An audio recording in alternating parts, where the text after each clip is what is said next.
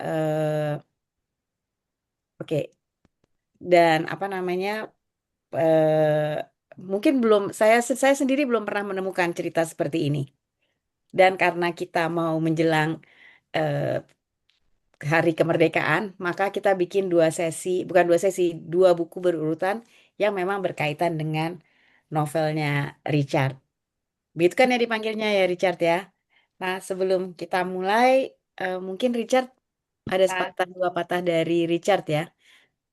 Atau pertanyaannya, eh, lenyap itu sebenarnya kenapa tiba-tiba ditulis oleh Richard?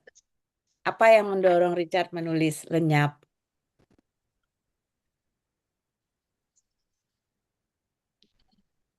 Kedengeran. Halo, Halo, ya masih kedengeran? masih ya putus-putus ya? Enggak, Enggak, ya. Enggak ya. Oke. Eh, yes, masih masih putus-putus kan? Enggak. enggak, enggak.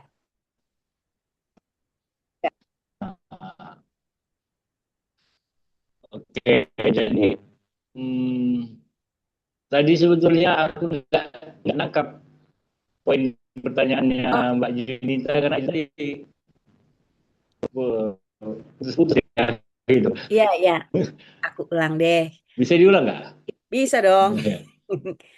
Richard, kenapa tiba-tiba kepingin tulis tentang cuplikan tentang masa pendudukan Jepang di Sumatera? Oh, jadi semuanya itu berawal ketika ketika aku ada ikut saya menulis Hmm. Sebentar, yang Richard, ada mungkin coba Tamrin kalau nggak Richard, salah coba dimatikan dulu video kamu deh. ya. Siapa tahu, coba dimatikan dulu video kamu. Mungkin itu bisa bikin suara jadi lebih kedengeran, suara kamu lebih kedengar. Nah, ya. Kalau gini, Nah, Nah, iya, kalau gini, keren. iya, Ya, kedengeran banget. heeh. oke, oke, oke, oke. Mhm. Mungkin ya kita tinggal di daerah di desa ya di kampung ya, jadi sinyal masih agak putus-putus ya kan, gaya janji pemerintah dia agak payah nyampainya gitu.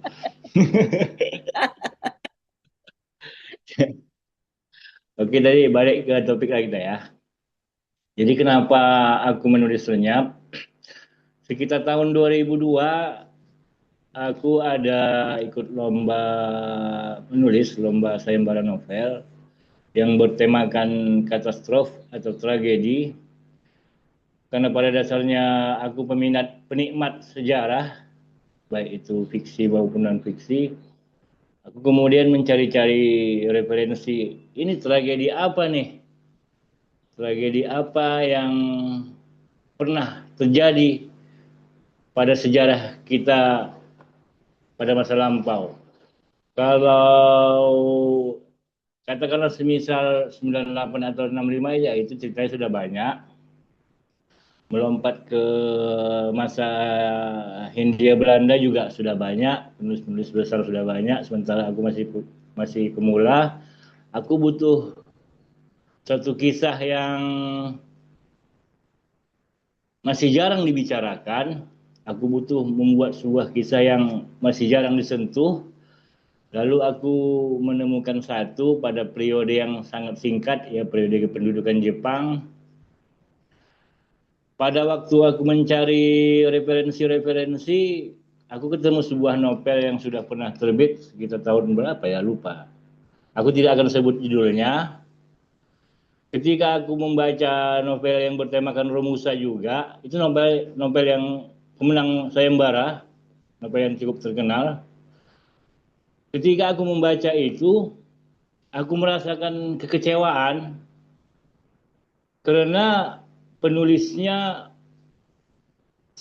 terkesan seperti meromantisasi sejarah itu. Dia menceritakan kisah percintaan dan juga hubungan antara kapten kamp kerja paksa itu dengan pembantu perempuannya yang orang Indonesia. Jadi aku kecewa. Kisah sejarah tidak perlu diromantisasi. Kita harus katakan sejujurnya, kita harus katakan secara terbuka. Jadi berdasarkan keinginan itu, aku membuat kisah yang apa adanya. Jadi aku menemukan fakta-fakta tenggelamnya sebuah kapal pengangkut pekerja paksa yang menewaskan sekitar 5.000 orang, saudara-saudara kita. Kemudian puluhan bahkan ratusan ribu yang mati tanpa makam di rimba Sumatera. Jadi aku menuliskan itu agar aku atau adik-adik yang di bawah kita mengenal pada satu masa dulu ada kisah yang bahkan hampir dilupakan. Lebih kurang seperti itu, Mbak.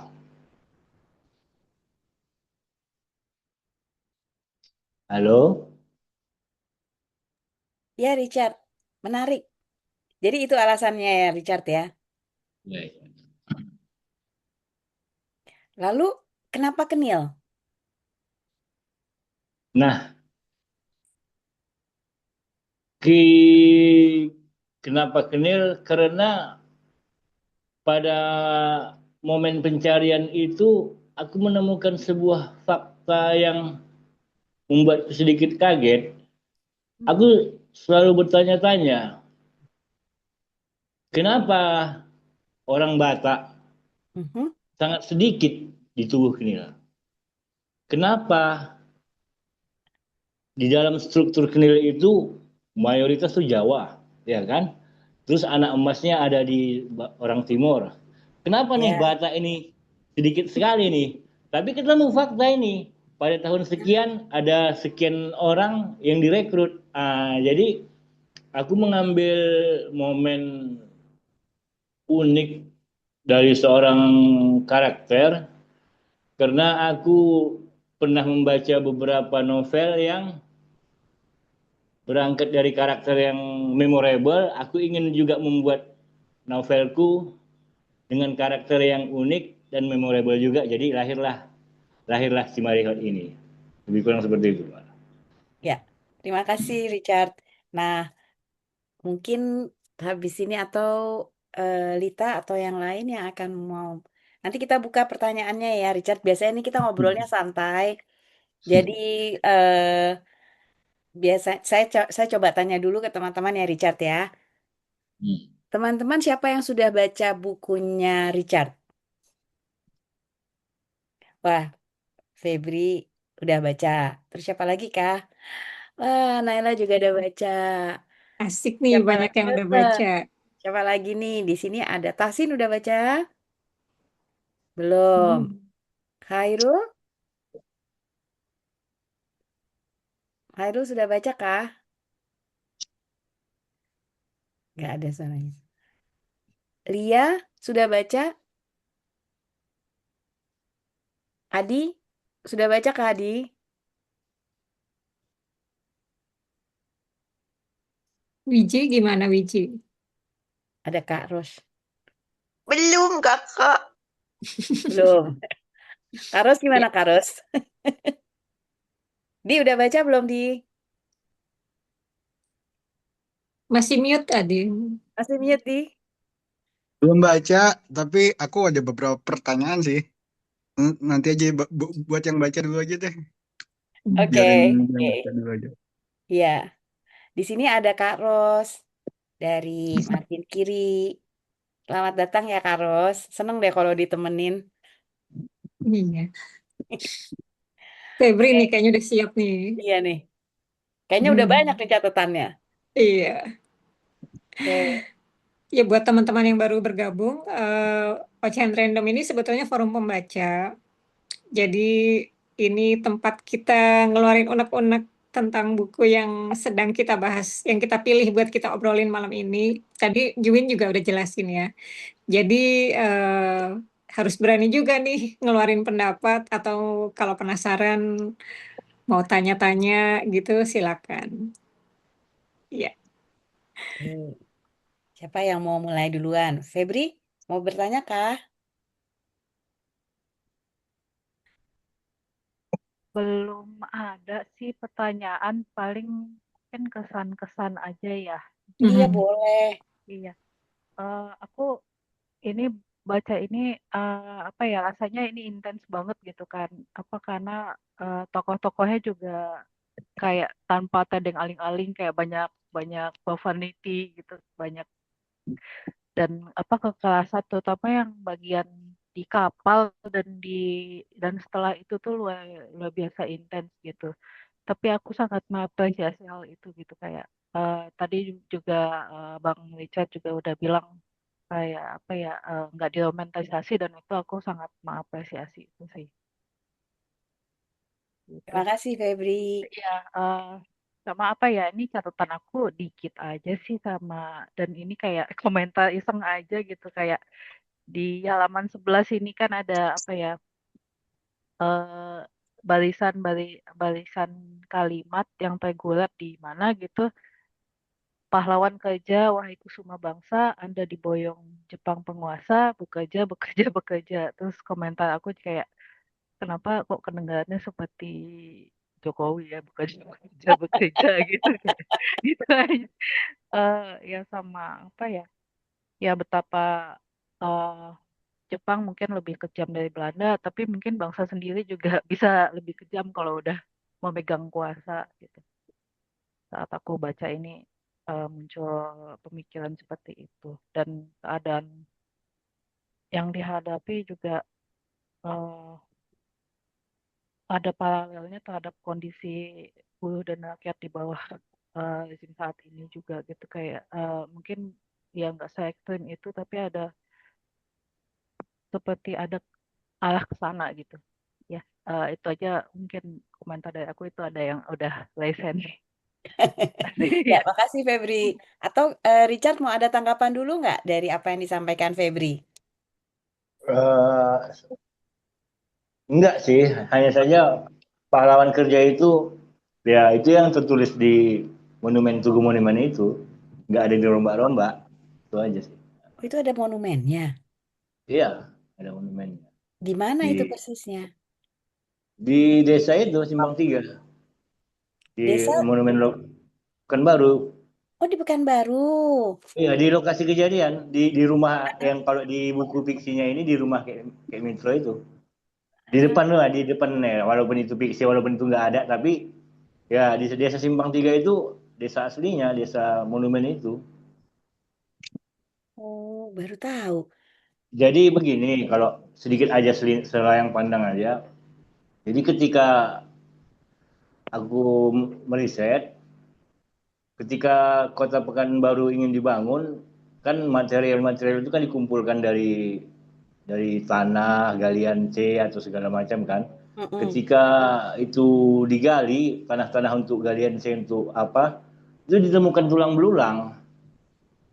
Tulang belulang yang di dekat rel gitu kan, yang Ah, ketika orang yang udah nggak sanggup kerja dilempar gitu aja, mati-mati seperti mati dimakan biawak, mati karena udah nggak bisa ngapa-ngapain, nggak dibunuh tapi dilempar gitu aja macam melempar bangkai yang setengah mati gitu. Jadi mereka itu ketika kota Pekanbaru itu ingin dibangun, mereka menggali tanah, ketemu tulang belulang itu. Nah, oleh pihak terkait di sana itu digali, dikumpulkan, dipindahkan, dibuatlah monumennya di kota Desa Simpang Tiga itu. Itu adalah monumen di situ ditulis pahlawan ke itu tulisan di monumen itu gitu. Desa Simpang Tiga. menarik Lebih ya. kurang ya. Ya. Paling aku ada pertanyaan aja sedikit. Yang di bagian kapal itu misal dokumentasi atau sumbernya itu eh, apakah ada sumber dokumentasi di bersejarahnya atau gimana gitu? Karena ini luar biasa intens banget ya yang di kapal itu Yang gitu ya. yang bagian mananya ini? Di kapal yang bagian mananya? Yang kayak yang banyak orang Musa yang berdesak-desakan terus sampai dia miring sedikit bagian kotorannya kemana-mana gitu ya. Itu juga dan ada di bagian ada ya perempuan yang dibawa kemudian kayak mau dimanain gitu. Itu sumbernya dari mana ya atau itu rekaan atau gimana gitu. Kalau kondisi kapal, ya itu berdasarkan riset literatur, riset buku. Ada 5.600 yang seperti kita ketahui, 2.300-nya tawanan perang, sekutu, 4.200-nya itu kulir Romusa. Coba deh bayangkan ada 5.600 manusia yang dijejalkan ke dalam kapal itu berdesak-desakan, ya dengan minimnya fasilitas sanitasi, di mana tawanan sekutu itu ditaruh di geladak atas, sementara kuli itu di dalam lambung itu karena sudah tidak muatnya kapal, itu dibuat sekat dari batang-batang bambu. Dibagi dua itu lambung kapal dengan sekat bambu, jadi ada di lantai dasar dan ada di lantai tambahan yang dari bambu itu. Disitulah 4.200 manusia dijejalkan ke dalam kapal dengan minimnya sanitasi, ya itu mungkin tidak sedetail itu, tapi itu berdasarkan fakta, walaupun itu ditulis fiksi. Kalau terkait perempuan, memang tidak ada ditemukan perempuan dimasukkan ke dalam kapal itu, walaupun kalaupun ada, aku mungkin kurang banyak cari tahu, tapi itu improvisasiku sebagai penulis. Tapi ya bayangkan saja dari mana mereka datangnya, para Jugun Ianpu yang di Romusa yang membawa keluarganya, Romusa yang membawa anak istrinya, itu kan memang menggunakan kapal, berarti memang pernah terjadi seperti itu, walaupun di pencarianku tidak ditemukan dengan detail. Kurang seperti itu. Bagaimana Febri? Oke, Oke, makasih Bang. terima kasih. Terima kasih Richard. Mungkin sekarang karena Adi sudah raise hand, ya Adi mau bertanya apa? Oke, makasih Mbak Win, makasih Bang Richard. Saya belum baca bukunya, tapi saya menghargai sekali bahwa Bang Richard mau riset dan mau mengangkat apa ya istilahnya sejarah kecil lah. Itu yang mungkin bagi kita kalau nggak diangkat, yang mungkin kalau di buku teks akan dilewatkan atau akan cuma jadi bagian dari satu paragraf saja gitu. Tapi karena Bang Richard mengangkat ya kita jadi tahu semua gitu Bang. Buat komentar pertama tadi Bang Richard cerita bahwa orang Batak jarang jarang yang masuk ke Nil, iya. Cuma saya tadi tiba-tiba teringat bahwa dua otak TNI kita itu mantan perwira Kenil orang Batak semua Bang. Tahi Bonar Simatupang dan Abdul Haris Nasution Bang gitu.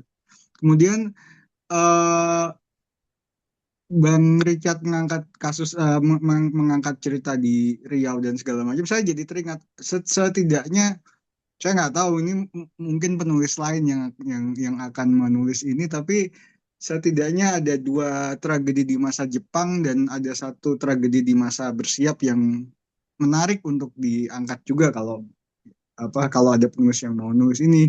Saya ingat tragedi Mandor di mana keluarga bangsawan Pontianak itu dibantai oleh Jepang karena dianggap mau berontak. Kemudian ada tragedi Dr. Ahmad Mokhtar yang di apa Eijkman itu, yang ada kasus keracunan di Klender, percobaan senjata Jepang.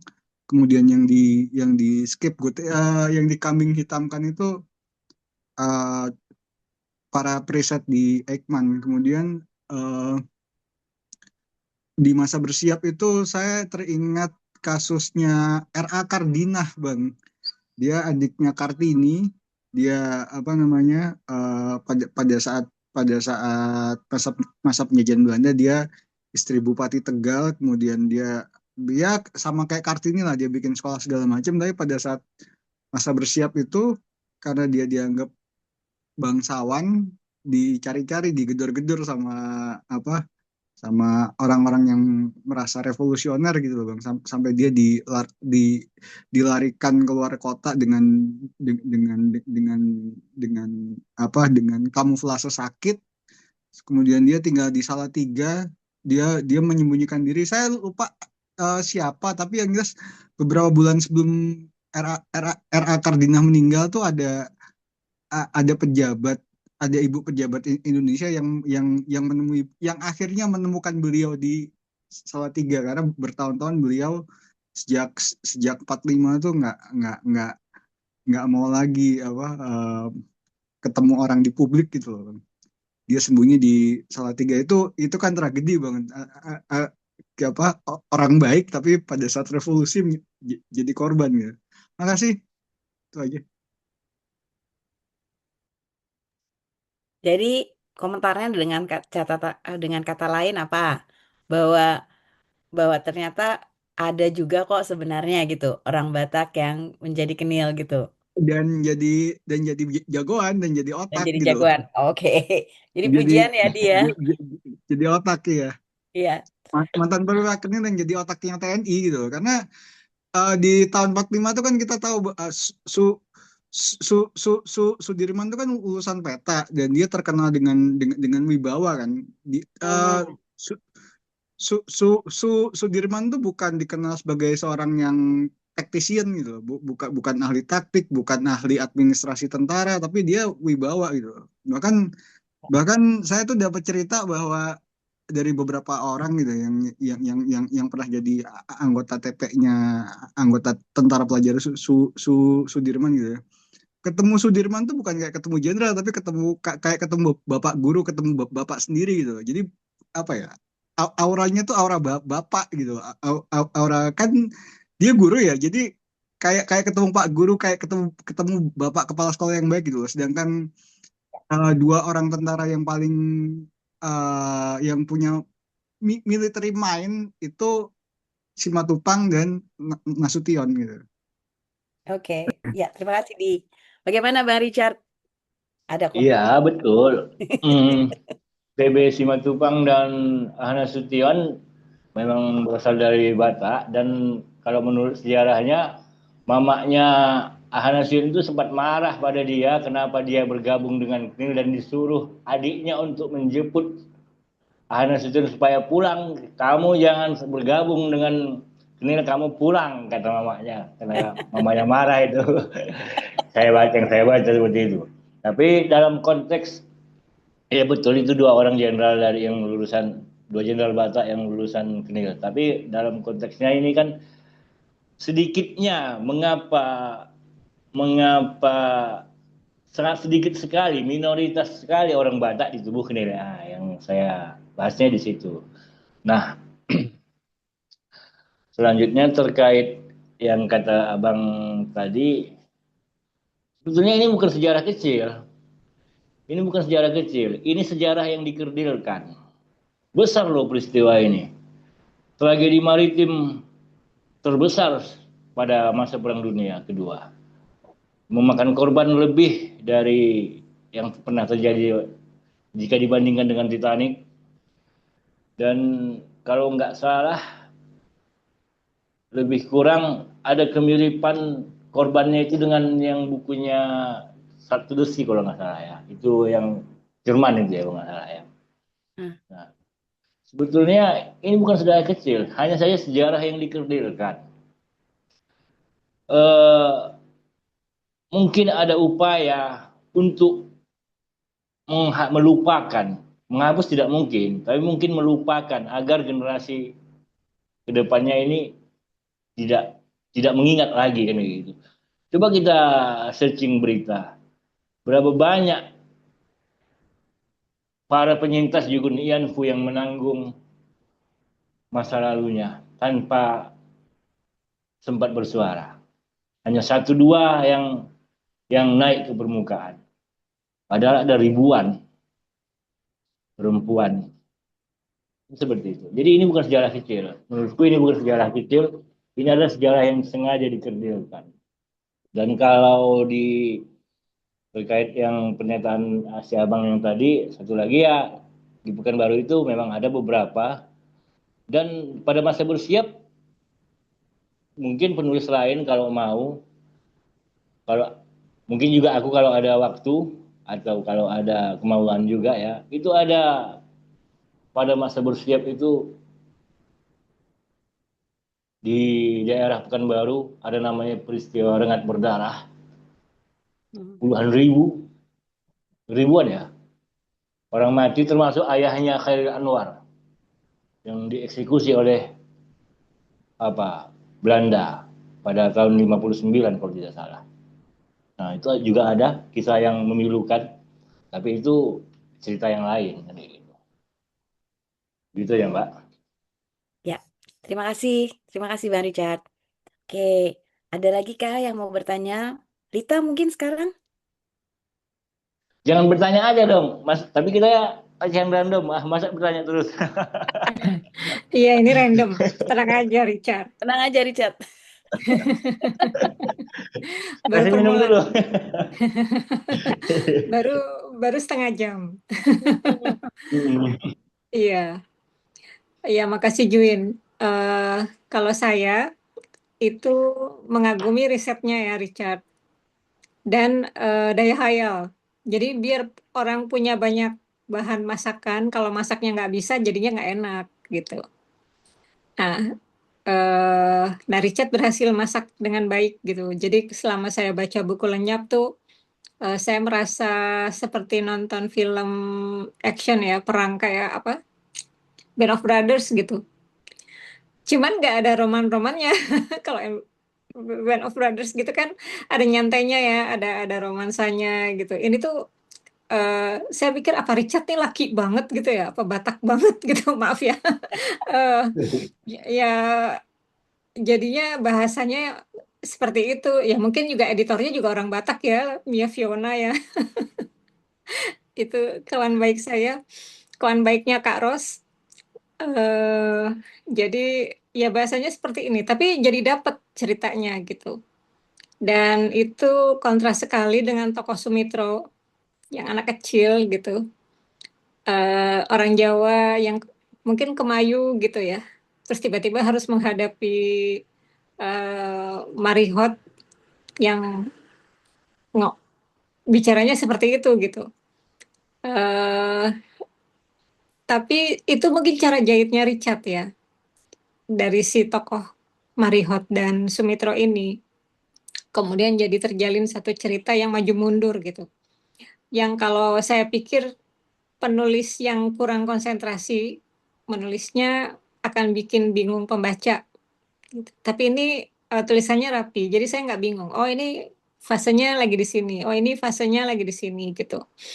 eh yang kurang sih kalau buat saya tentang Jugun Ianfu-nya memang eh, kurang kurang porsi. Kalau dari hitungan komposisi eh ya apa namanya?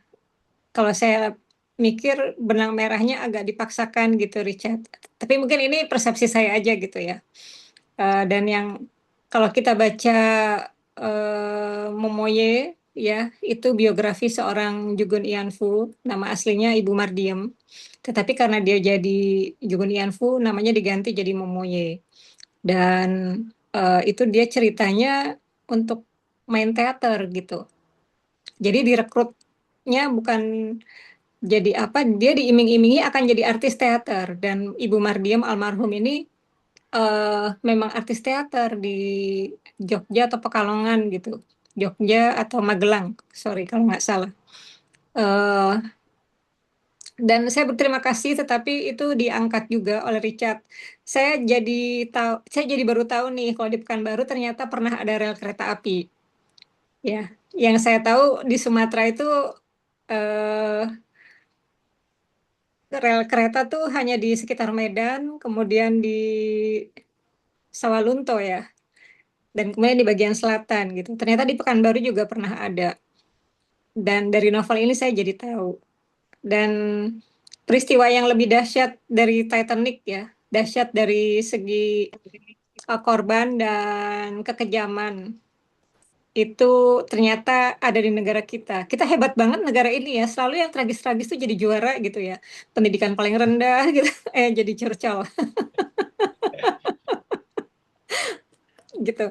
Eh ya, ya saya pikir eh novel ini patut dihargai gitu karena bisa mengupas peristiwa sejarah yang seperti tadi Richard bilang, sengaja dikerdilkan, entah kenapa gitu. Padahal kenil ya. Dan kalau kita ngomongin kenil, tentu kita, kalau orang seumuran saya tuh biasanya langsung merujuk ke pimpinan Orde Baru ya. Kan dia tentara kenil gitu. Tapi glorifikasinya hanya di sekitar circle itu gitu. Dan seperti Richard bilang tadi, sebetulnya ada banyak kenil dari daerah Sumatera. Dan itu yang diangkat Richard dan saya senang sekali Richard mengangkat soal ini. Gitu aja, Juin. Ya, terima kasih Lita. Gimana Bang Richard? Nah, tadi udah ada komen nih. Nggak nanya ya, Caranya. nggak nanya. Caranya. Cuma komen. Ya, iya, iya. Oke. Nggak nanya ya kan? Apa yang mau dijawab? Ada Oh, dong. mungkin apa Ikun tadi yang ya? punya kenapa? Ya, Heeh. oke. Mungkin karena sejak awal keterbatasan space ya. Eh, sejak awal lenyap ini tidak disiapkan untuk novel panjang. Pada awalnya ini hanya di pada awalnya aku merancang lenyap ini untuk novela bahkan sekitar 20 ribuan kata. Karena kemarin gugur ya, alhamdulillah gugur. Jadi aku punya kesempatan untuk nge-remake atau merevisinya. Ini juga nggak mau terlalu panjang juga. Jadi minta maaf memang pada bagian si Sumirah, pada bagian Jugun Ian punya memang tidak terlalu kutonjolkan. Bisa dikatakan memang dia hanya alat untuk mengeksploitasi luka batin si anak kecil si Sumitro. Dia hanya dia bisa katakan kita katakan seperti itu memang. Karena kalau dibuat ditambah mungkin bisa jadi 300 atau 400 halaman ya kan kepanjangan. Mending nanti nggak siap-siap, nggak terbit-terbit novelnya. Jadi mahal juga ya. Iya. Iya, iya benar-benar. Aku punya satu pertanyaan sih sebenarnya, Richard. Kamu risetnya gimana? Terus apa ada saksi hidup yang kamu wawancara gitu? Jangan-jangan Tomo tuh kamu gitu. Bukan. Maaf ya. Maksudnya seandainya itu tadi karena entah apa gerangan aku tiba-tiba bukan tiba-tiba sih, tapi entah kenapa gerangan aku mau menulis begitu. Padahal aku tidak punya pengalaman yang cukup banyak untuk menulis. Jadi untuk riset itu aku sangat terbatas. Aku tidak pernah mewawancarai orang. Pelaku sejarah itu tidak pernah mewawancarai. Jadi aku murni riset buku, nengok YouTube, nengok tengok tayangan-tayangan YouTube, buku, artikel, segala macam. Pokoknya hanya sebatas itu sih. Risetnya seperti itu aja. Kalau kalau kalau saja seandainya aku punya kesempatan waktu, eh, uang untuk meriset, ketemu riset tempat, riset wawancara, mungkin akan kulakukan. Tapi karena keterbatasan itu tidak terjadi begitu. Bagaimana? Ya, Sudah oke. terjawab? Sudah, sudah. Sudah. Terima kasih, Richard. Richard, Ya, sebenarnya saya mau menanggapi eh, jawabannya Richard terhadap pertanyaannya Lita tadi. Eh, tapi bagi saya, terlepas memang tidak pernah seolah-olah benar ya, seolah-olah memang Richard tuh ketemu orangnya, saksi hidup, menginterview, wawancara, dan menuliskan kisahnya gitu. Jadi, tapi kalau ditanya, ketika saya baca ini, saya cerita ke Kak Ros waktu itu. Aku bilang ke Kak Ros kalau nggak bukunya eh, apa gampang nih, novelnya gampang. Tapi ternyata bikin aku tuh mana bacanya di tempat umum. Aku selalu baca, selalu memulai dengan di tempat umum. Bikin jadi apa ya tercekat. Jadi itu sedih sekali sebenarnya karena walaupun karena tidak apa ya membayangkan si Sumitro. Jadi ketika membaca saya menggunakan dialek-dialek dari orang-orang yang disampaikan Richard tadi. Ada Ambon lah, ada si Marihot lah. Wah, saya udah kebayang nih Marihot kayak gimana nih. Tapi memang dan yang paling bikin seperti kata Lita juga bagian terakhirnya bagi yang belum baca. Kalau yang sudah itu yang buat saya amat sangat terenyuh karena saya setuju dengan Richard. Jugunianfu memang cuma sedikit atau mungkin nggak ada atau ya kalau Lita bilang tadi ada Momoye tapi berapa banyak sih gitu loh cerita tentang itu dan tentang si Romusa itu sendiri memang betul jarang digambarkan tapi bagus sih Richard. Nah daripada sebelum saya ada sebentar ya ada Naila. Naila gimana Naila? Biasanya Naila tuh banyak nih komentar dan pertanyaannya. Oke, halo semuanya. Eh, Pertama untuk pesan-pesannya ya, Bang Richard dari novelnya. Sebenarnya kan novelnya tipis ya, seperti yang Bang Richard bilang. Tapi selama baca, aku nggak pernah baca lebih dari 35 menit. Karena tiap baca tuh kayak ngerasa, apa ya, ada rasa sedih, pengen nangis gitu. Jadi kayak, kok berat banget ya. Jadi aku nggak pernah baca lebih dari 30 menit, kayak, aduh aku nggak tahan deh gitu. Jadi bacanya tiap hari nyicil dikit dikit dikit gitu dan kerasa banget kayak apa ya gambaran Barchat kan termasuk nulisnya tuh sangat-sangat deskriptif ya. Jadi tuh kebayang Mm-mm. banget gimana lokasi-lokasi tiap-tiap fasenya gitu. Apalagi yang dari diculik aja itu juga panjang. Dia begini-begini di rumah kakak disekap segala macam dan ternyata oke. Terus masuk ke kapal kayak wow nggak kebayang. Aku kemarin kebetulan habis nonton The Odysseus itu. Terus kebayang Itu. kayak di kapal yang mereka, maksudnya untuk ukuran umumnya kan segitu. Itu aja kalau ada badai sangat-sangat apa ya struggle gitu. Apalagi dengan kapal tua ini yang udah sangat reot, terus masih dipaksa-paksa sampai dibuat lantai tambahan dan dengan segala sanitasi yang nggak ada kayak wow sangat struggle sih. Terus bagian-bagian hutannya juga mungkin apa aku dulu cukup sering gitu main ke bukan hutan sesungguhnya sih cuman kayak perhutani gitu jadi kebayang oh pohon-pohonnya seperti ini tapi kan tetap nggak kebayang juga seberapa lebatnya hutan Sumatera saat itu ya. Terus kayak mereka jalan sejauh itu kayak wow aku trekking 12 kilo aja sangat capek. Terus ini mereka dengan keadaan hutannya sangat lebat, kemudian masih banyak hewan-hewan buas dan nggak ada makanan segala macam, sangat-sangat sakit ya. Kayaknya Jepang itu J-nya jahat. Mm-mm. Terus bagian-bagian ketika disiksa segala macam itu juga sedih dan aku cukup senang juga sih apa bagian juga Ian-nya nggak terlalu di apa kulik lebih dalam karena nanti bakal lebih sakit gitu perasaannya ketika baca novelnya dan kadang aku nggak kuat gitu kalau baca yang terlalu dikulik sisi itunya gitu. Kayak pas misal dulu aku pernah baca Perempuan di Titik Nol apa itu. Nah, itu pun juga itu juga sebenarnya kan masih nggak terlalu yang dalam banget tapi itu udah cukup agak tidak nyaman ya gitu. Tapi kalau ini masih sangat nyaman tapi tetap kerasa gitu sampai perasaannya ketika dijelasin bahwa mereka begini-begini dan di akhir seperti itu kayak itu sih dari beberapa wawancara yang ada di media gitu di YouTube yang aku tonton juga mereka lebih banyaknya kan hidupnya dalam senyap dalam trauma-trauma yang ada gitu.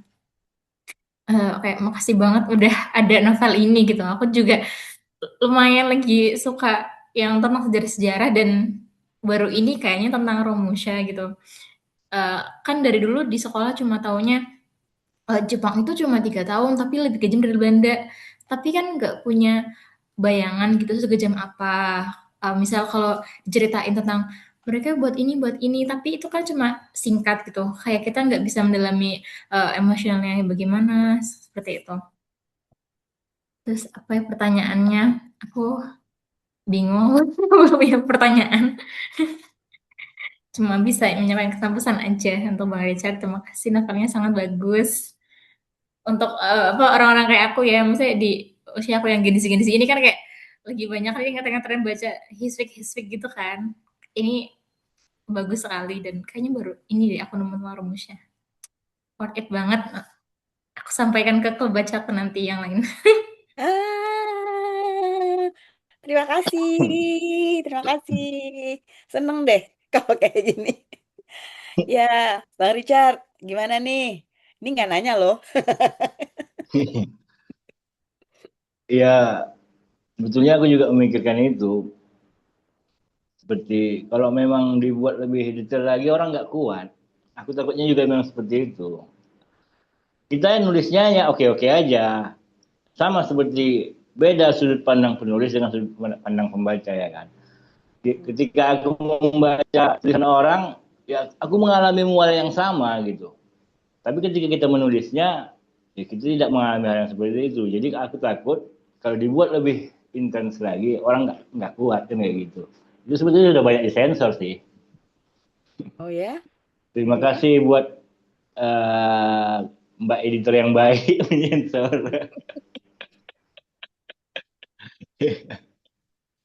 Ya cukup banyak yang disensor sebetulnya.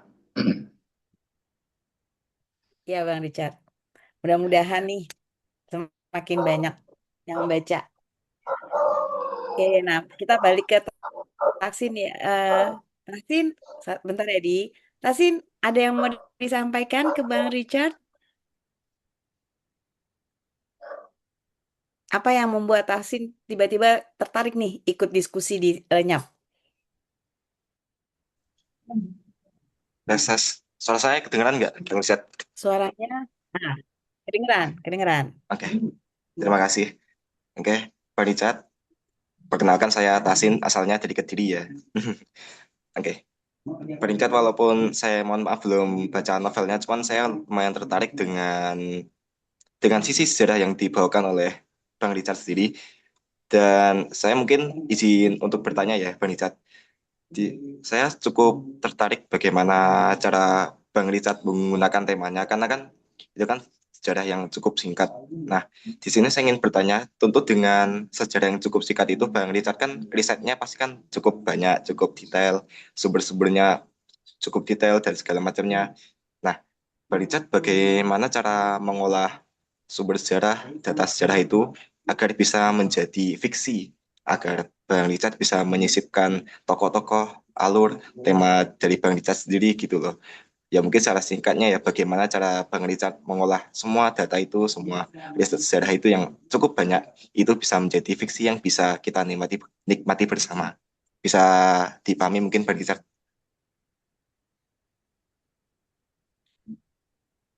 Oke, ada lagi? Oke, sudah cukup itu saja Bang Richard. Oke, gimana ya? Suaranya kedengaran nih? Kedengeran Richard. Kedengeran, Bang. Silakan dijawab aja langsung. Oke. Terkait pertanyaannya, Bang apa tadi namanya? Tahsin. Bang Tahsin, Tahsin. oke. Ya, dari Kediri ya. Mas Tahsin ya dari Kediri ya.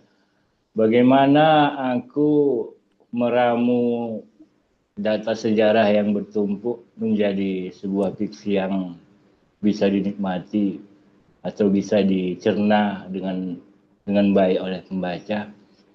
Jadi eh,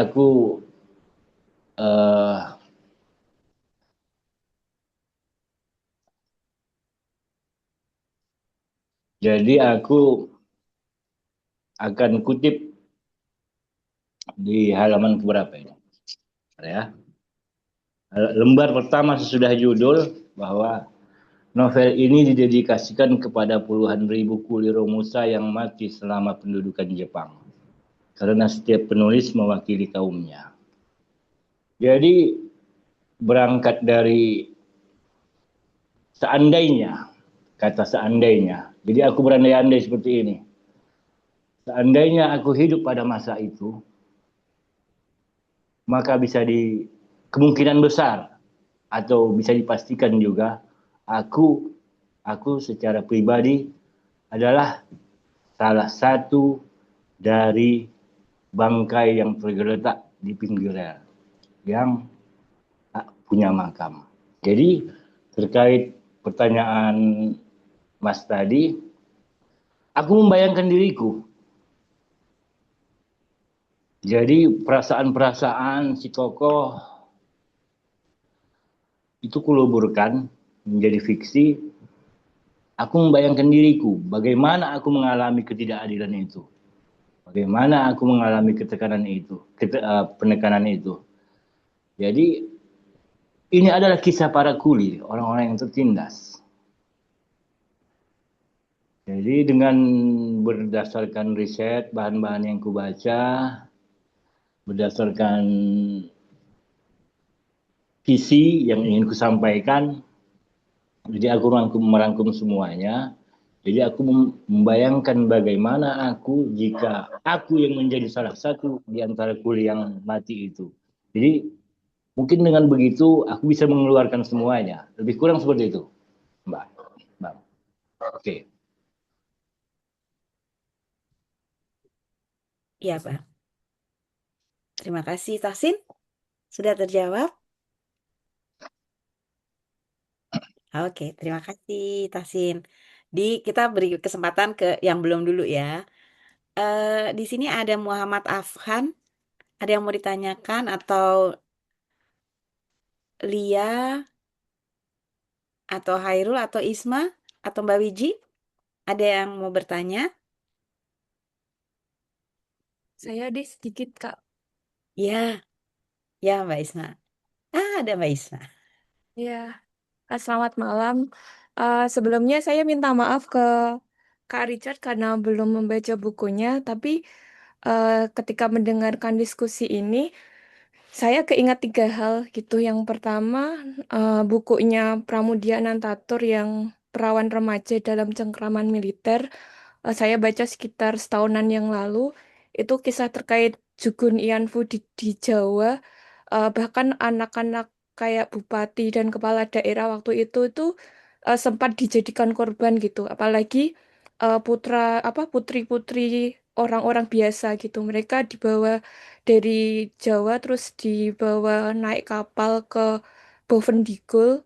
Em, Salah satunya kayak jadi apa sih untuk tentara gitu, dan itu kisah yang sangat memilukan.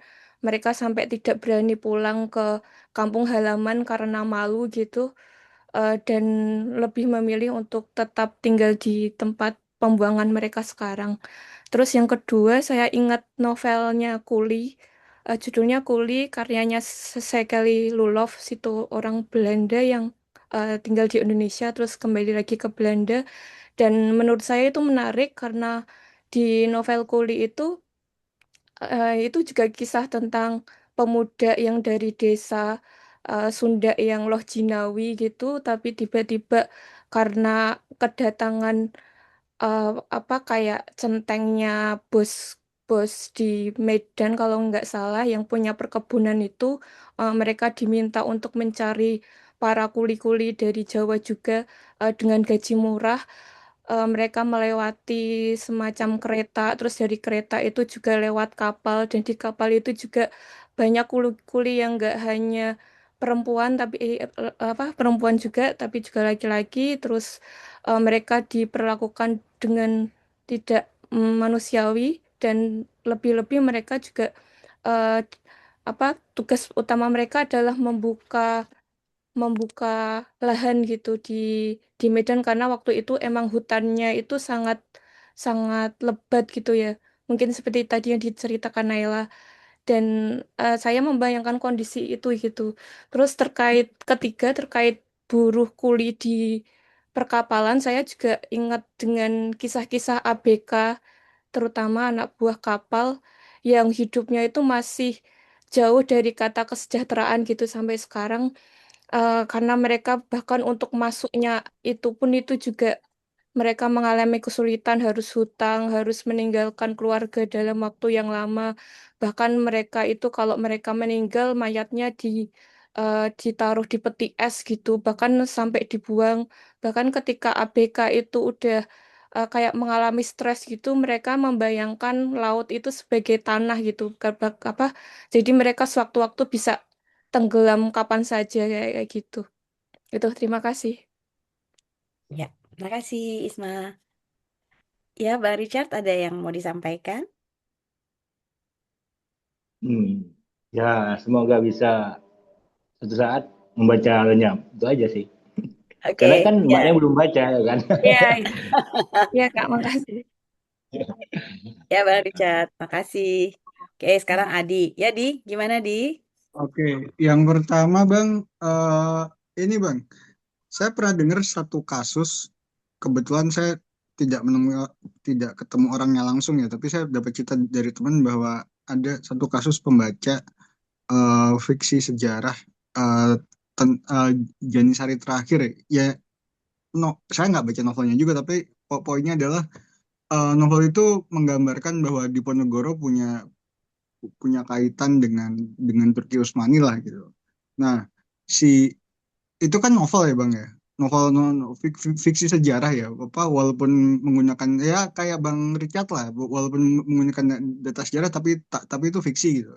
Nah, saya pernah dengar kasus sebagian orang yang membaca itu ada yang meyakini betul bahwa Diponegoro tuh punya kaitan dengan Utsmani gitu. Sampai apa yang agak panjang sampai sampai Pak Peter Carey pun akhirnya riset dan menyatakan bahwa Turki Utsmani itu nggak membantu apapun gitu, bahwa bahwa ada kemiripan dengan Turki Utsmani itu iya gitu, tapi mirip itu belum tentu belum tentu berhubungan kan gitu.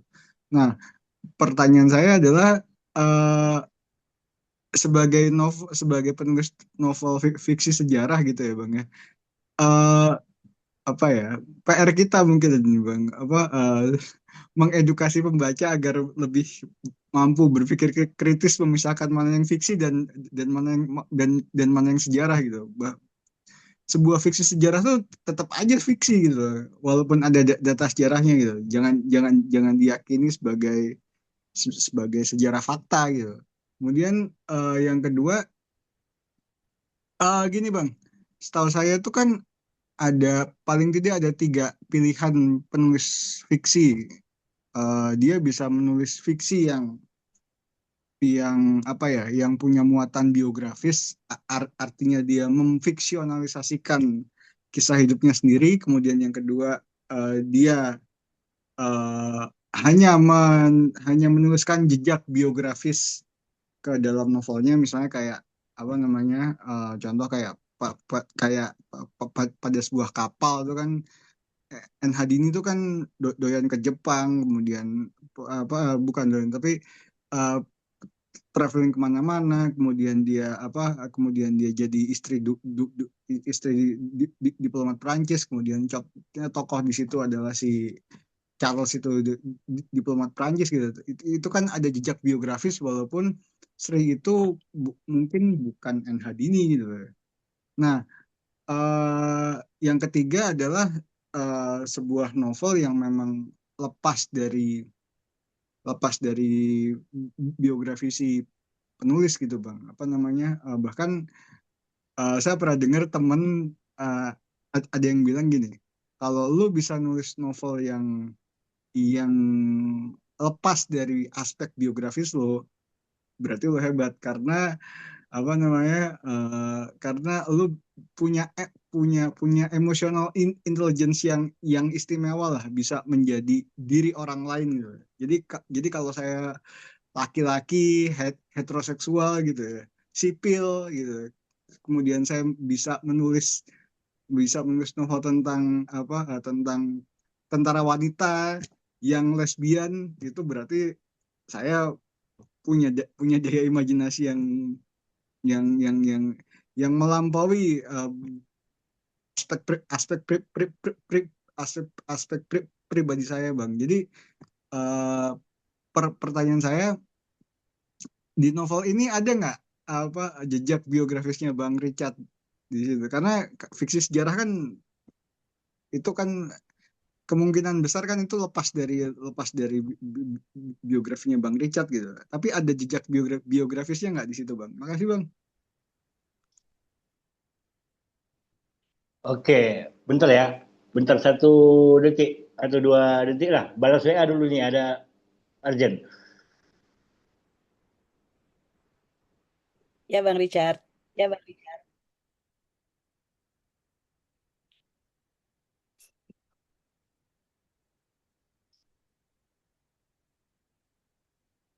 Oke. Jadi terkait pertanyaan-pertanyaan Bang tadi, Adi. Bang Adi ya,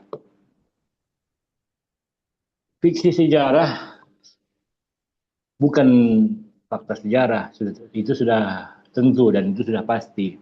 Tetapi fiksi sejarah adalah pengantar seseorang untuk memahami sejarah itu sendiri.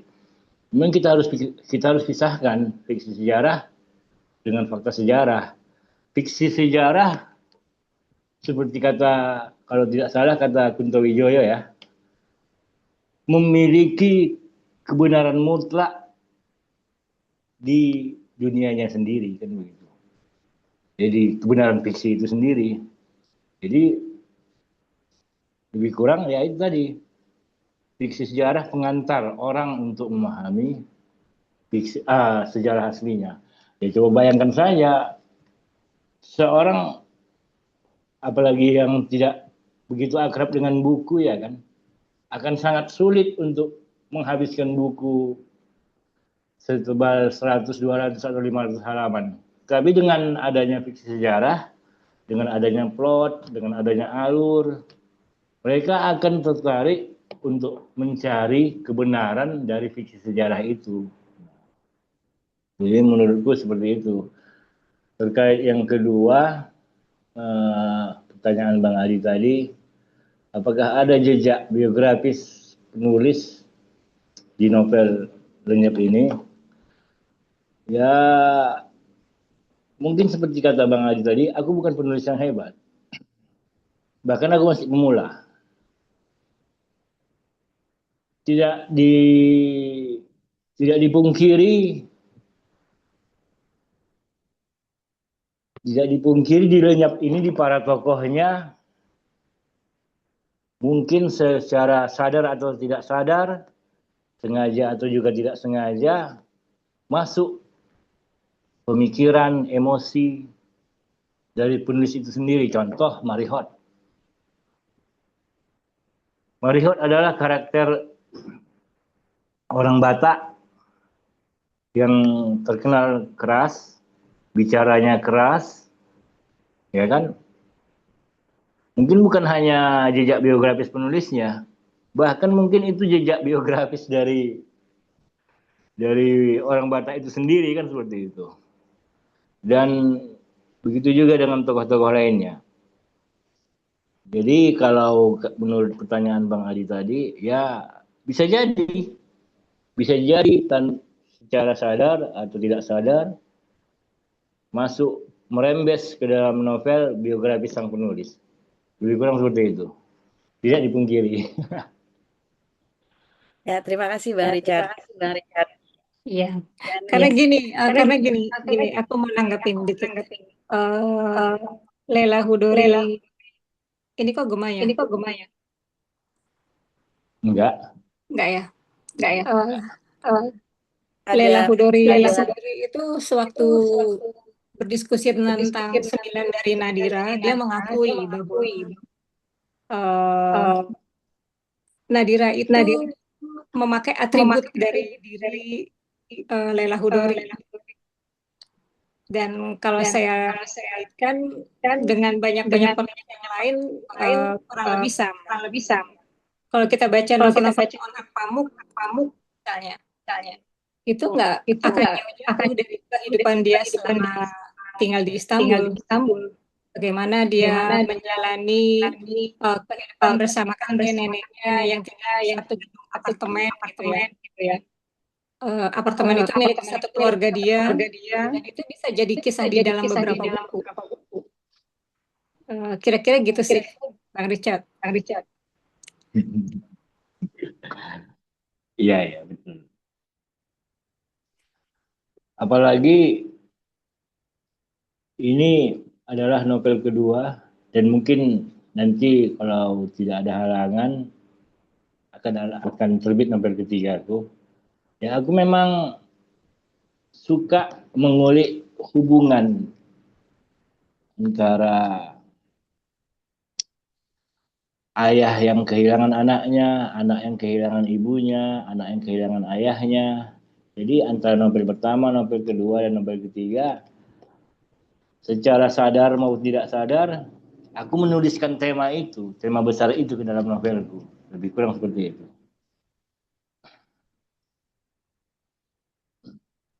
Iya, itu. Iya, Bang Richard. Jadi saya nggak masalah gitu. Lit Gema. Gema ya? Oke. Tapi emang Gema. Kembali lagi, saya juga sepakat bahwa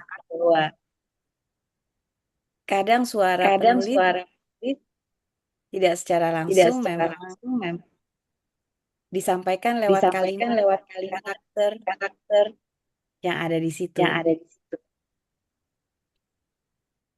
Contoh seperti Rasina aja, ya kan? Fiksi sejarah kan?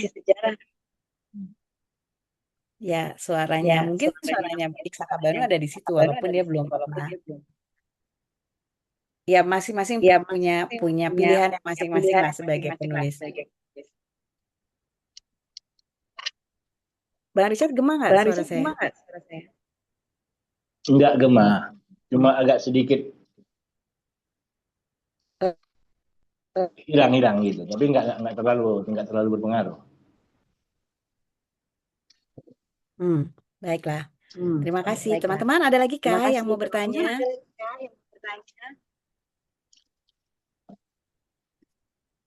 Muhammad Afan? Nggak bertanya aja kok. Bisa komentarin hal macam-macam tentang lenyap.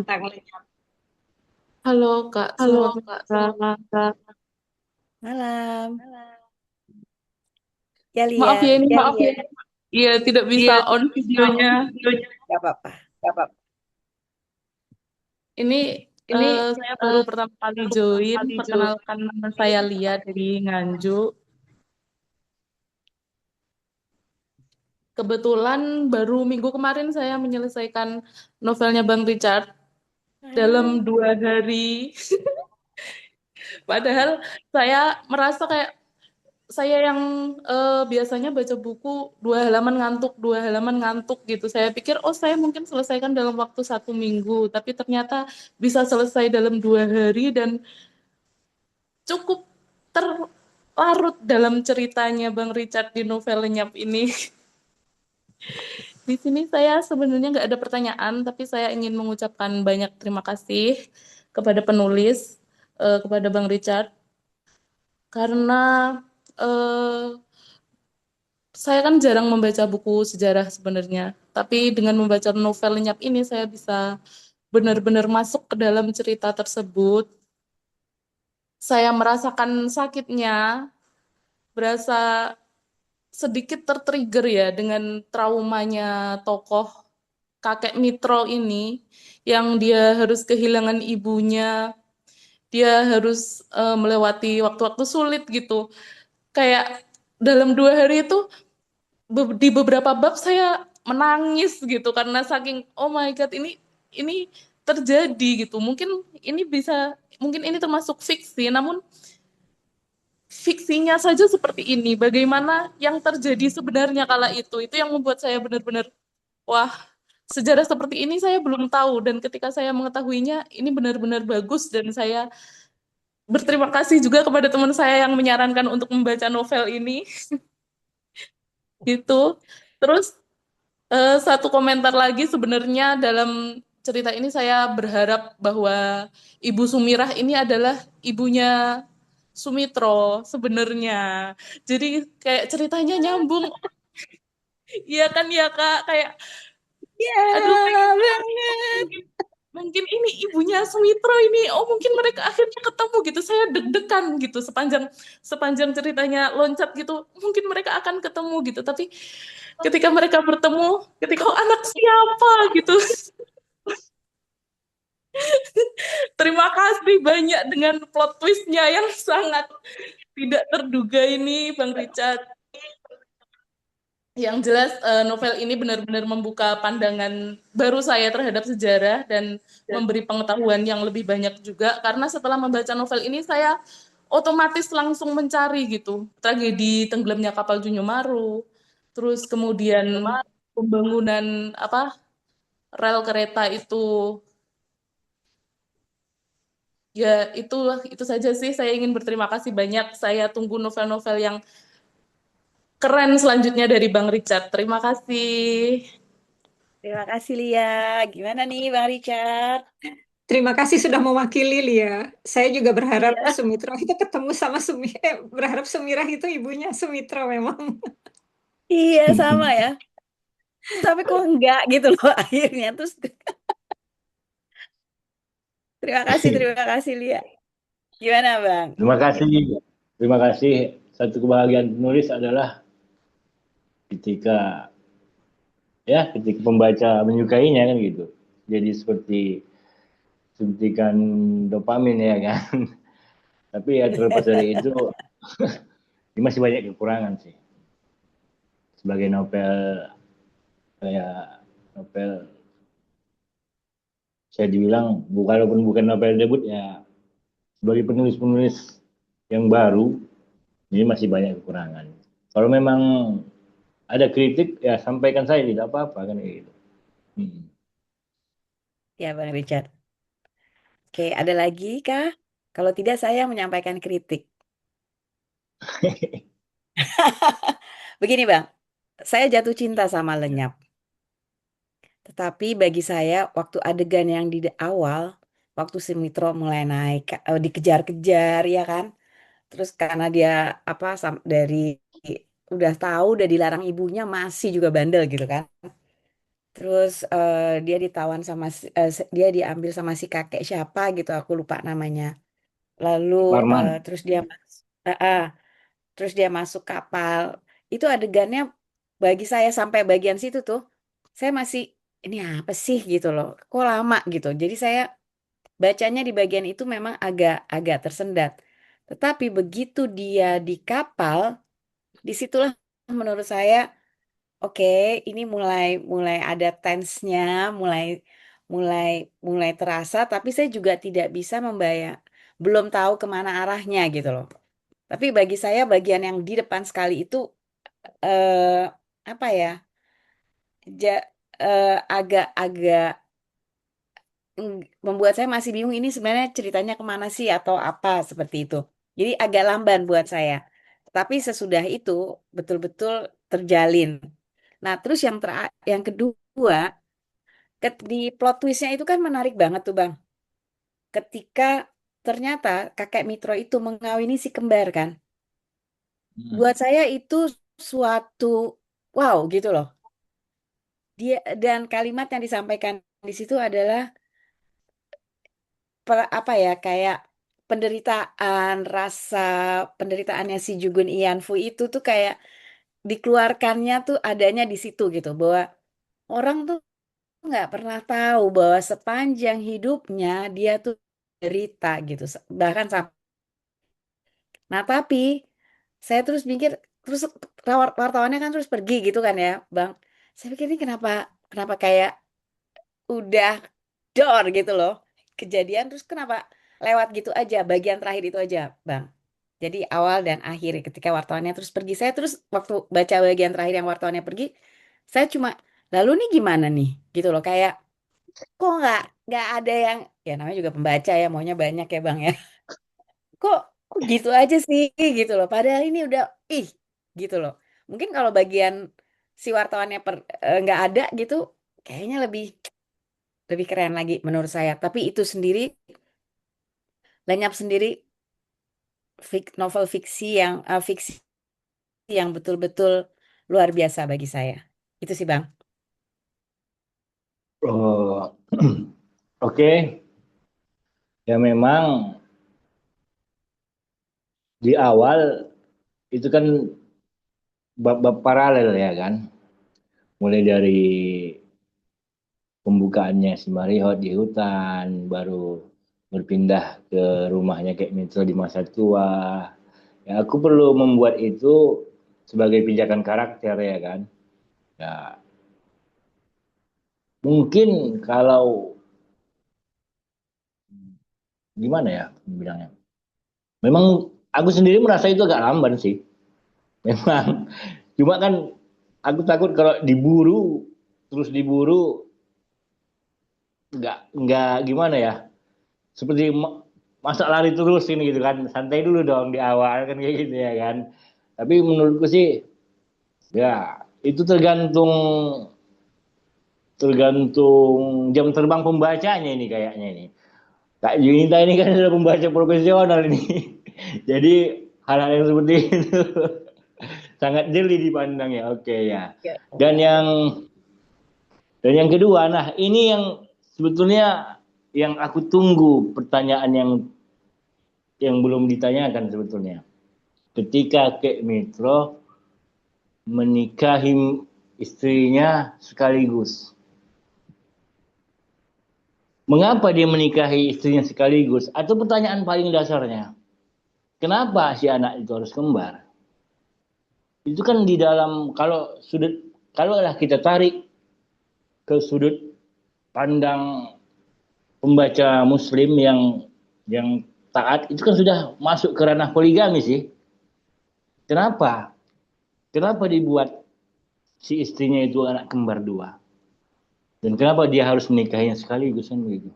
Nah, aku berangkat dari ya karena dengan mereka berdua lah mereka bisa saling menguatkan loh. Seandainya anaknya itu satu, si anak itu satu, mungkin dia sudah lama mati. Tidak sanggup menerima tekanan itu seperti yang diri itu kan. Jadi dia kuat dua kembar untuk mereka saling menguatkan. Nah, jadi lebih kurang ketika Sumitro sudah balik dari Jakarta balik ke Pekanbaru dan mereka tidak punya apa-apa lagi, mereka hanya punya mereka bertiga gitu. Jadi istri itu sebagai sandaran mereka. Lebih kurang sih seperti itu. Baik, Bang. Terima kasih, terima kasih. Oke, teman-teman, ada lagi yang mau berkomentar, yang belum baca, jadi tertarik nggak? Seru sih. Siapa lagi Halo kah yang mau Kak, baca? Ya, ya Khairul. halo, selamat Halo. malam sebelumnya. Ya, selamat malam. Perkenalkan, saya Hairul, saya aslinya Jawa Timur, tapi sekarang ada di Majalengka. Oke, Oke, ya. eh, pertama mungkin saya nggak akan nanya ya, tapi mungkin ucapan terima kasih ke penulis Bang Richard, karena walaupun dengan ini fiksi sejarah, tapi ada beberapa yang kemudian kami, saya terutama saya sendiri kan bukan anak sosial soshum gitulah. Saya anak eksakta yang kebanyakan tuh paling baca buku tuh sebenarnya saya penyuka sejarah, cuma saya jarang baca novel. Jadi dengan adanya buku lenyap ini tuh, jadi saya kan misalkan ada kejadian yang tidak saya ketahui, kayak misalkan di kejadian-kejadian yang tadi yang didiskusikan bahwasanya ada fakta sejarah di cerita yang diangkat ini, itu jadi saya jadi tahu bahwasanya eh, kekejaman penjajah Jepang itu ternyata nggak cuma waktu untuk sampai sebelum novel ini saya baca itu saya taunya hanya yang terjadi yang kejadian tragedi Prof. Ahmad Mukhtar bahwasanya yang 900 orang yang disuntik dengan vaksin Hmm, itu TDC ya. yang kemudian yang jadi kambing hitam itu Prof. Mukhtar sendiri, tapi itu kan kejam banget sudah ya. Ternyata Hmm. ada kejadian yang lebih luar biasa dibanding yang Prof. Mukhtar itu sendiri. Itu yang saya rasa walaupun ini genrenya historical fiction, tapi kita jadi yang membaca itu jadi bertanya-tanya ini beneran nggak gitu. Jadi kita googling sendiri, ternyata kapalnya beneran ada, kejadiannya beneran ada. Itu yang membuat eh, kita yang bukan yang awam lah gitu. Jadi oh ternyata juga ada sesuatu hal yang selama ini kita tidak ketahui dan terutama kan kalau saya sebagai pembaca kan saya banyak membacanya kan sejarah sejarah di sekitaran Jawa ya jadi nggak terlalu sampai ke daerah Sumatera sana terus ke Pekanbaru dan lain-lain. Nah itu jadi kita tahu bahwasanya tidak hanya di Jawa aja tuh yang terjadi pembantaian atau terjadi kekejaman yang luar biasa oleh penjajah Jepang. Terus ucapan yang terima kasih kedua ke pembuat acara ini, saya belum mengenal siapa yang membuat acara ini. Saya pertama kali ikut soalnya. Jadi saya berterima kasih banyak adanya diskusi ini. Jadi kita bisa menaikkan minat baca saya terhadap eh, novel-novel atau mungkin buku-buku yang lain selanjutnya. Kebetulan saya temannya Lia sebelumnya yang ngasih komentar. Jadi Ah, saya itu yang nge-share acara acara acara acara ini gitu. oke, terima kasih, terima kasih. Terima Terima kasih, kasih. Hairul. Bang Richard mau komen dulu sebelum kita menjawab pertanyaan penyelenggara acara. Kita lupa Rita kenalan ya, nanti Juin akan. ya. Iya, lupa. Iya, ya terima kasih Bang Khairul sudah membaca lenyap. Ya, memang seperti yang dikatakan tadi, fiksi sejarah itu kan pengantar ya kan untuk orang memahami sejarah aslinya. Ada banyak fiksi sejarah yang sudah mengantarkan para pembacanya untuk memahami sejarah aslinya. Ya mungkin lenyap adalah sisi sejarah yang datang terakhir atau dan masih banyak lagi kan yang datang nanti dari penulis-penulis yang lain gitu. Ya, Oke, gitu. terima kasih Bang Richard. Nah, pertanyaan Ya. kedua saya serahkan kepada Lita untuk sesi perkenalan yang tadi dilewatkan begitu saja. Oleh Iya, maaf moderator. teman-teman. Ini kami udah berjalan 1 tahun lebih, jadi kami udah kegeeran aja nih orang udah tahu kita siapa gitu ya. Iya, salam kenal ya, Mas Hairul. Saya Lita Suryadinata. Sehari-hari kerja sebagai apa ya, penerjemah dan pustakawan gitu. Juga teman saya Juwinita Senduk. Kami membentuk Ocehan Random itu secara nggak sengaja awalnya. Awalnya kami bertiga. Ada satu lagi teman kami namanya Gunawan Wijaya dan beliau wafat di Agustus tahun lalu karena sakit. Jadi tinggal saya dan Juin berdua gitu. Awalnya sih karena kita bertiga bikin WAG namanya Ocehan Random. Itu selalu pertama awalnya pamer beli buku gitu. kita foto covernya nih, gue habis beli buku ini, ceritanya gini gini gini gini gitu. Terus habis itu kita lama tuh chat gitu. Terus akhirnya, ih sayang amat kita ngobrol cuma bertiga. Ini bisa jadi satu acara kalau diajak teman-teman yang lain bisa asik gitu. Mas Hairul. Nah, akhirnya keidean lah bikin ocehan random. Tetapi karena saya tinggal di Bandung, Juin di Tangerang Selatan, kemudian almarhum Guni ya, teman kami itu tinggal di Bekasi, agak susah juga untuk ketemu setiap bulan gitu ya. Jadi kami sepakat bikin lewat Zoom supaya juga bisa ngajak teman-teman yang tinggalnya di kota lain gitu. Ada yang biasa ikut pernah dari Pontianak, ada yang dari Bali biasanya ikut, kemudian ada yang dari Papua namanya Mbak Deska. Ada juga dari Pekanbaru beberapa kali ikut. Dan saya senang di sini juga ada Tahsin, udah berapa kali ikut di sini gitu ya. Ada yang dari Palembang juga sempat kemarin udah daftar dia, tapi kok nggak tahu lupa mungkin malam ini untuk ikut gabung. Kira-kira gitu Mas Hairul. Juga Mas Alvan, eh, Richard juga mungkin bertanya-tanya kok tiba-tiba saya ujuk-ujuk nanyain ngajak untuk ngobrol di sini, latar belakangnya begitu teman-teman. Gitu Ya, Join. terima kasih kita ya sudah terjawab ya. Ini ocehan random Mm-mm. apa sih sebenarnya? Oke, Iya, teman-teman, ada lagi kah yang mau bertanya lagi atau memberi komentar? Ini siapa yang belum nih? Di sini masih ada Mbak Kak Wiji. Mau berkomentar kah? Ya, kenapa Mbak? Suaranya kurang jelas Mbak. Mbak Wiji ini selalu hadir. Belum ada? Atau Mm. dari Mbak Isma? Cukup, Kak. Cukup Ya. ya. Lalu ada siapa lagi tadi? Tunggu, aku lihat. Muhammad Afhan.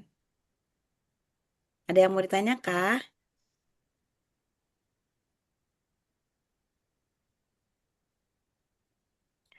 Oke, mungkin sekarang kita tanya ke Kak Ros. Kak Ros ada komentar kah? Lagi Sebagai di kereta dia. lagi di kereta, udah susah. Iya, lagi di Iya, kereta. oke. Saya coba join proses berinteraksi dengan editor berapa lama, Richard? Karena saya paham Mia Fiona itu silatnya tajam. Jadi eh ya saya kenal baik dengan Mia Fiona dan udah kebayang gitu kalau dia yang mengedit gitu ya. Kayak seperti apa nih interaksinya dan berapa lama gitu. Hmm,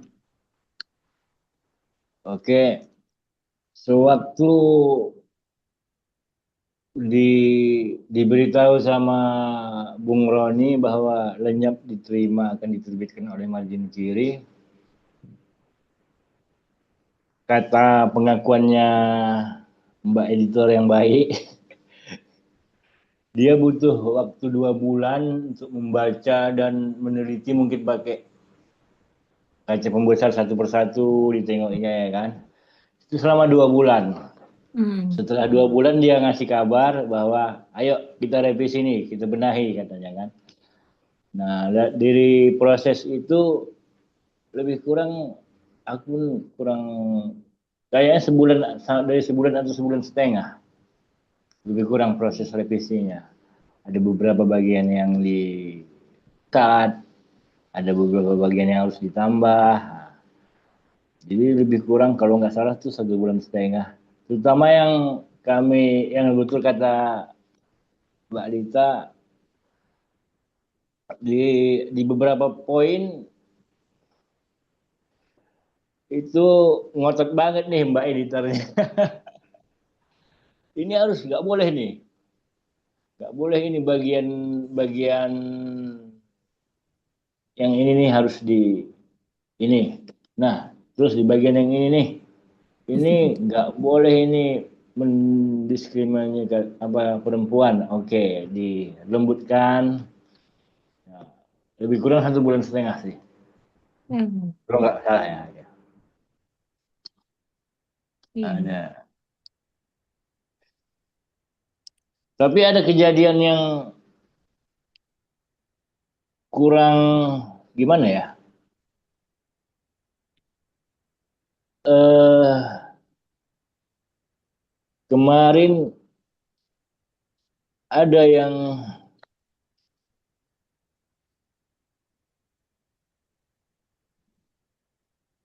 waktu gimana?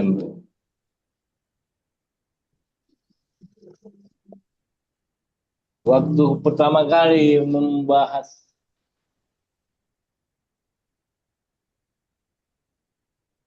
di bagian itu aku sadar, dan itulah kelebihan dari seorang editor yang harus jeli, yang tidak bisa dilihat oleh penulis ketika bahwa ini novel akan dibaca oleh banyak orang dari banyak kalangan, dari banyak latar belakang, karena ada beberapa poin tulisanku yang berdiri di tepi jurang. Nah, Mbak Mia Fiona melihat hal itu, dan ini harus dipagar, ini nggak boleh gini, nanti begini begini, dan aku sangat berterima kasih punya editor Kak Mia Fiona, walaupun agak cerewet gitu. Oke. Iya, Oke. iya, iya. Sudah terjawab, Lid? Iya, terjawab. Kemudian satu lagi next project. Apa nih Richard? Oke. Ya, kemarin kan next projectnya, kemarin aku sementara menunggu Lenyap ini terbit, aku iseng ikut sayembara menulis yang diadakan Bentang Pustaka, dan kan ada itu kemarin yang Iya, sayembara politik dalam kehidupan sehari-hari ya Kak. iya, Dan aku salah satu pemenangnya, iya. dan Hore. Selamat, selamat. ya, dan aku ya nggak, kok bisa ya kan gitu. Jadi Bang Aril editornya mengatakan kalau tidak ada halangan, ini nih bulan 10, kalau tidak ada halangan, bulan 10 bakal terbit. Aku jadi bingung nih. Kalau betulan terbit di bulan 10 ini, tahunnya 2 buku terbit. Kan kayak gitu kan. Iya. Jadi di satu sisi aku nggak sabar itu nunggu terbit, di sisi lain aku jadi galau juga kok terbit jadi barengan dalam 1 tahun, kan seperti itu. Oke, selamat, selamat. Selamat, selamat. Ya, Lita, ada lagi? Udah. Udah. Oke, Yang lain. yang lain ada yang mau berkomentar lagi kah? Kalau misalnya sudah tidak ada, biasanya kita foto dulu bareng. Ini ada Ros komentar Terus Juwin. komentar ya? Sorry, di chat nggak baca. Bentar. Bentar, aku baca. Oke, pengalaman. Ini aku baca ya komentarnya dari Kak Ros ya. Pengalaman membaca Lenyap, kami semua di margin kiri sepakat ini novel yang seru, satset, das-des. Kesannya cerita cowok, tapi asik dibaca cewek. Dan menyambung kata Lita, kalau Bang Richard pandai memasak. Dan menyambung kata Lita, kalau Bang Richard pandai memasak. Buku ini seperti omakase. Omakase, melihat langsung Bang Richard memasak. Nah, agak bingung nih bagian plot twist itu masuk ke masak apa. Hehehe. Ditunggu masakan-masakan berikutnya ya Bang Richard. Selamat dan sukses selalu. Amin. Terima kasih. Ya, Terima kasih terima Mbak. kasih. Ada lagi yang bertanya atau komentar? Mbak Wiji biasanya suka komentar. Oh, Febriana Savitri udah dijawab ya. Yang menang sayembara di Bentang itu bakal terbit kapan, Bang? Bulan Oktober ya, Bang? Kalau kalau nggak ada halangan, bulan Oktober sih katanya. Kalau nggak ada halangan, ya Iya, aku sih ikut aja kan kayak gitu. oke. Oh, ini dari Mbak Wiji. Oke, semoga aku bisa segera ikut baca buku Abang Richard. Syukur juga untuk buku dengan kisah dari tempat selain Jawa. Lalu Muhammad Afan bilang, terima kasih kakak dan abang, mohon izin keluar lebih awal karena mau pulang dulu. Salam literasi. Ya, tadi dia ada di luar. Mhm. Adi juga bilang dia pamit sampai karena sampai ketemu di Bulan depan. bulan depan. Oke, kalau tidak ada lagi, kita foto-foto dulu yuk Ya. sama bukunya. Dan Bang Richard boleh tolong nyalain kameranya, Kak? Jadi kita bisa Ada foto sama-sama. Kebalik. Ya, ini aku lagi nyari Kak Wiji, Kak Ros juga, Kak. Kak Ros di mana, Kak? Bang Richard belum muncul.